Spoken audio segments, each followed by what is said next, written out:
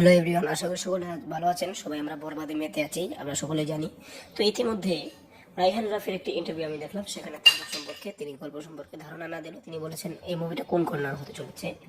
এইখানে বিষয়টা দেখানো হবে যে মানে বেশি মার্কাট, অর্থাৎ এখানে এখানে মানে গ্র্যান্ডার একটু বেশি দেখানো হবে, লোক সমাগম বেশি দেখানো হবে, এবং এইখানে এই বরবাদ এইখানে গাড়ি ঘোড়া ওরা ব্রহ্মাস্ট বিভিন্ন দেখা যাবে এবং ফুল প্যাক অ্যাকশন যেটা সে চেষ্টা করছে। এবং তার ঈদুল আজহায় মুক্তি পাবে এবং তুফান 2026 সালে আসতেছে তাই জানিয়েছে তার ইন্টারভিউতে।